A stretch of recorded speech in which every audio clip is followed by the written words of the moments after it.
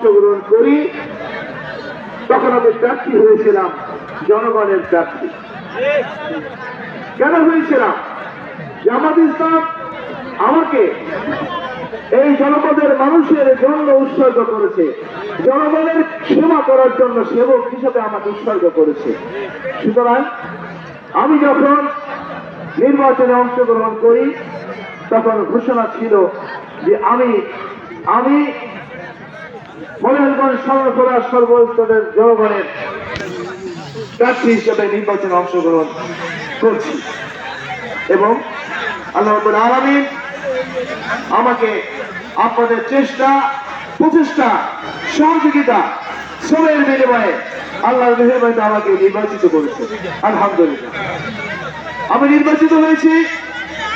এখন আমি parliament member, প্রধান পার্লামেন্ট মেম্বার, বাংলাদেশের পার্লামেন্ট মেম্বার এবং পার্লামেন্ট মেম্বার হিসেবে মনিহারগঞ্জ স্বর্ণখোলা বাগেরহাট 4 এই জনবসতির উপরই আমার দায়িত্ব বর্তমানে মানুষের জীবন এবং সম্পদের নিরাপত্তা দেওয়ার কাজ আমার উপর অর্পিত হয়েছে।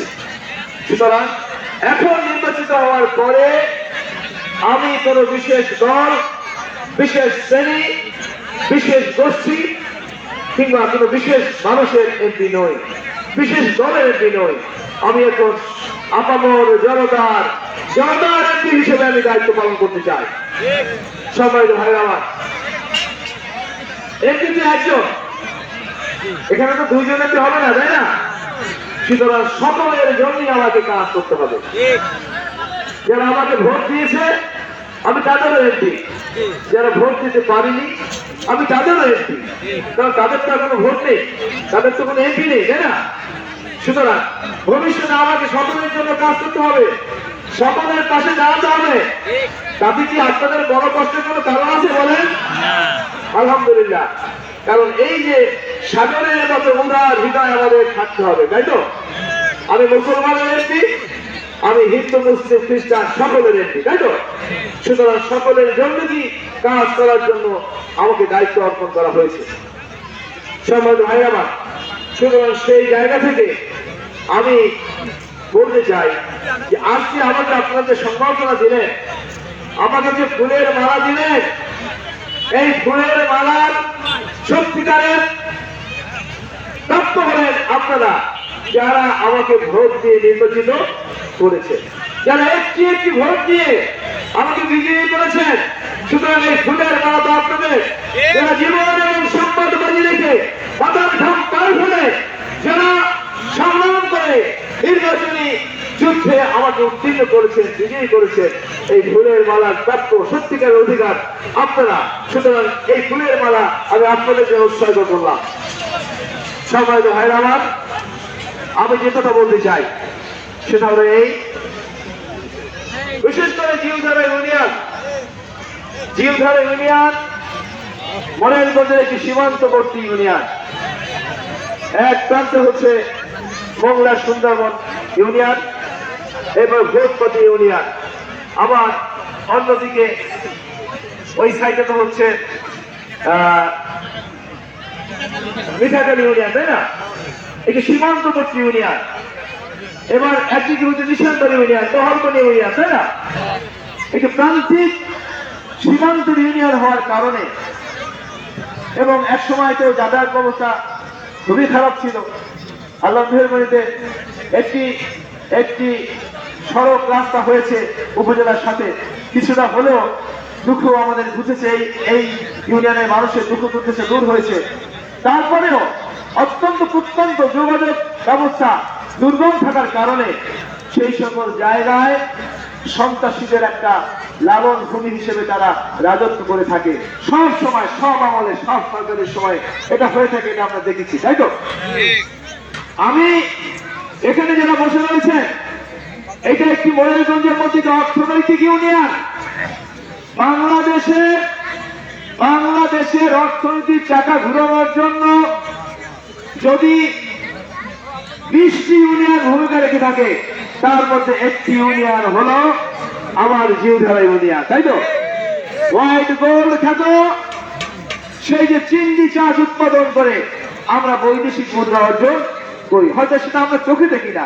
আমাদের মাল হয়তো আমাদের কাছাকাছি একটি হয়তো দোকানে যায়, একটি হয়তো মার্কেটে যায়, কিন্তু সেখান থেকে এই মাল কিন্তু দেশের বাইরে চলে যায়, তাই না? আমাদের উৎপাদিত পণ্যের মাধ্যমে আমরা কিন্তু বৈদেশিক মুদ্রা অর্জন করি, এটা একটি ভালো দিক। কিন্তু এই উৎপাদনকে কেন্দ্র করে একটি নেতিবাচক দিক, একটি অন্ধকার একটি জগৎ কাজ করে, ঠিক কিনা বলেন? আমি আপনাদেরকে জানতে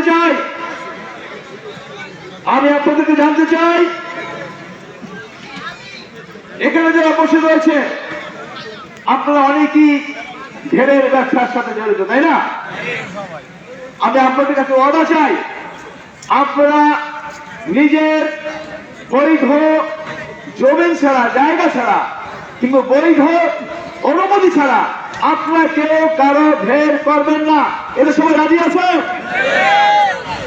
2 নম্বর হলো, কেউ যদি আপনাদের বৈধ ঘেরে দখল করতে আসে না, যদি কেউ গায়ের জন্য দখল করতে আসে, আপনারা কি ভয় পাবেন?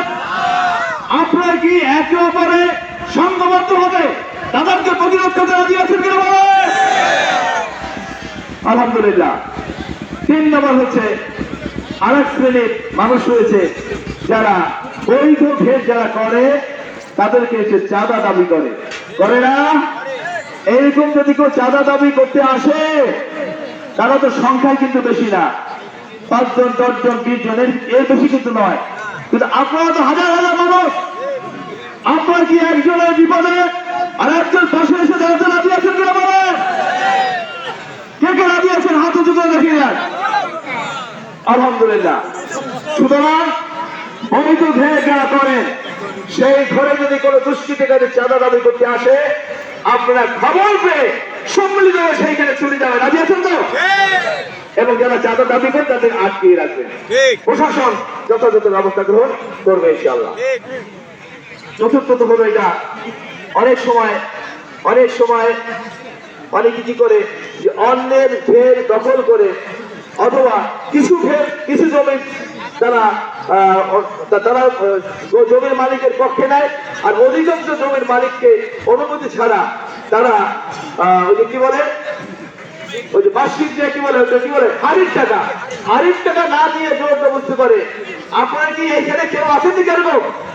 আমি আপনাদের কাছে অঙ্গীকার চাই, আপনারা কি অনুমতি ছাড়া হারির টাকা না দিয়ে কেউ কি কারো ঘের করবেন না? এতে কি আপনার সবাই একমত? সুতরাং যদি কেউ হারির টাকা না দিয়ে ঘের করতে আসে, তাহলে জমির মালিকেরা ঐক্যবদ্ধ ভাবে আপনারা কি একসাথে এর বিরুদ্ধে লড়াই করতে রাজি আছে? আলহামদুলিল্লাহ। এখন ভয়ের কোনো কারণ নেই। মনে রাখতে হবে, যদি কেউ মনে করে যে আমার দলের ভাই আব্দুলের মৃত্যু হয়েছে, আমি একটু লড়াই করি, আমি একটু দৌরত্ব করে, মনে রাখবেন সে কিন্তু ভুলের মধ্যে হয়েছে, সে ছাড় পাবেন না। আবার যদি কেউ মনে করে যে আমার দল ক্ষমতায়, আমি যা ইচ্ছা তাই করবো, সে কিন্তু মহা ভুলের মধ্যে, বিপদের মধ্যে রয়েছে। মনে রাখবেন, দেশ সুস্থভাবে চালানোর ক্ষেত্রে, পরিচালনার ক্ষেত্রে তারেক রহমান প্রধানমন্ত্রী হিসেবে কাজ করতেছেন, আমাদের সাথে কিন্তু ইন্টারভিউ আছে, বুঝতে পারছেন? সুতরাং এটা ভাবার কোনো কারণ নেই যে আপনারা আস্ফালন দেখাবেন, দয়া করে সে আস্ফালনের জায়গা থেকে ফিরে আসেন। জামাত ইসলামীর এমপি হয়েছে, এই কারণে আপনারা যেমন কেউ কোন ধরনের দুরাচারী ব্যবস্থা গ্রহণ করতে পারবেন না, অন্যায় ভাবে কোনো কাজ করতে পারবেন না, ঠিক তেমনি রাষ্ট্র ক্ষমতায় বিএনপি গেলেও বিএনপি কোন নেতা কর্মী সেই কাজ করতে পারবে না, এই বিশ্বাস আমার রয়েছে। সুতরাং ভবিষ্যতে আমি এই ইউনিয়নে যাদের জমি আছে, ঘের কেবল তারা করবে, ঠিক না বলেন? যাদের জমি নয় কিন্তু ঘের করতে চায়, ব্যবসা করতে চায়, তারা জমির মালিকদের কাছ থেকে অনুমতি নিয়ে হারির টাকা পরিশোধ করে ঘের করবে, কথা ঠিক না বলেন? এছাড়া অন্য কোনো পন্থায় ঘের করার সুযোগ আছে? অন্য কোনো পন্থায় যদি কেউ ঘের করতে আসে, তাহলে আমরা সকলে ঐক্যবদ্ধ হয়ে প্রতিরোধ করতে রাজি আছি কিনা বলেন? আলহামদুলিল্লাহ। আর এই ইউনিয়নটা হলো মডেলগঞ্জের মধ্যে একটি পশ্চাৎপদ ইউনিয়ন। এই যে প্রতি বছর লক্ষ লক্ষ কোটি টাকা বাজেট হতো, সেই বাজেটের মধ্যে মাদ্রাসা বাজারের এই মাদ্রাসার কি অংশ ছিল না? তাহলে এই মাদ্রাসার ভঙ্গুর অবস্থা কেন? এই ইউনিয়নের অধিকাংশ শিক্ষা প্রতিষ্ঠান ভঙ্গুর দশা কেন? এর কেন উত্তর হলো এই যে জনগণ অধিকার থেকে বঞ্চিত হয়েছে। যারা ক্ষমতায় ছিল